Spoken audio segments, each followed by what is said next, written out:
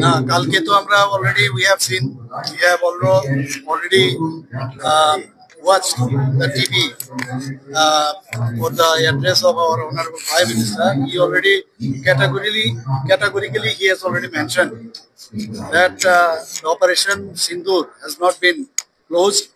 It will remain open and depends upon the Pakistan's activity. If there is any attack further, then we also will do the same. Sir, today you said that the cases of infiltration has increased by 18% and something other. How do you see the new pattern we have seen using Tripura as a corridor to move to the mainland India, and on the other side, from Nagaland, lot of arms are coming to Tripura. So is it a matter of worry? No, there is always very much. We are worried about that. That the arms should not enter our Tripura state, and for that, whenever it comes, we usually what happens. Our police already address it, and they recover those arms and ammunition. And so far, this law and order situation, we are very much careful. Our police department, they are very much careful, and we will not allow anybody who will disturb the peace and tranquility of Tripura. Sir, about the border issue, something. Sir, একের পর এক প্রতিশ্রুতিপূরণ আছে, যেটা নির্বাচনের মধ্যে ছিল।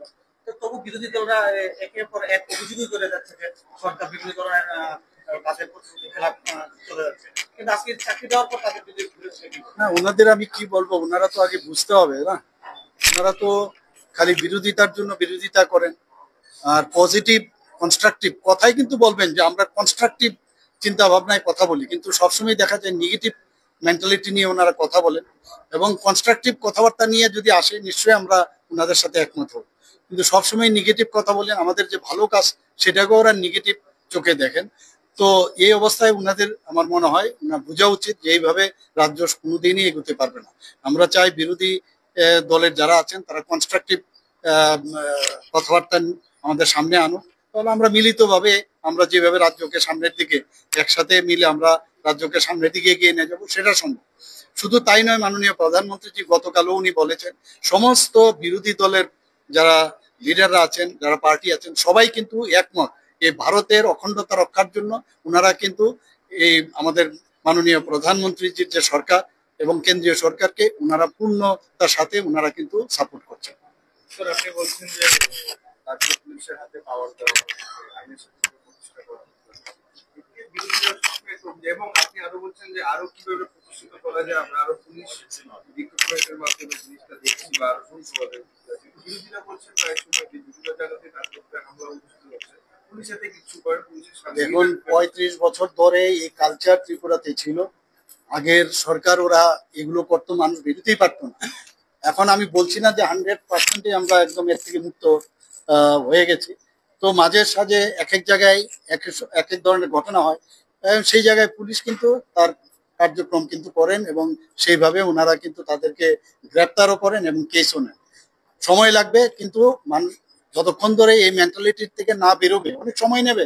৩৫ বছর plus ৫ বছর মিলে ওরা যেভাবে ত্রিপুরার মধ্যে অশান্তির মাধ্যমে ঘোলা জলে সবসময় মাছ ধরার চেষ্টা, মানুষকে বিভ্রান্তি করার চেষ্টা, অগ্নিসংযোগ, খুন, সন্ত্রাস, এগুলোই তো করতো। তার থেকে আমাদের এইবার আমাদের যে সরকার, মাননীয় প্রধানমন্ত্রীজি যেভাবে আমাদের মার্গদর্শন উনি করছেন এবং আমরাও যেভাবে সেইভাবে চেষ্টা করছি, এবং আমি আশা করি আগামী দিন এর থেকে আমরা মুক্তি লাভ করব এবং পজিটিভ ওয়েতে পুলিশকে তার পুলিশের কাজ করবে, সেই জায়গায় আমরা কোনো অবস্থায় আমরা ইন্টারফেয়ার করবো না। কত বছর পর রাজ্য পুলিশে এত বড় নিয়োগপত্র দেওয়া বিতরণ যে করা হলো, কত বছর পর?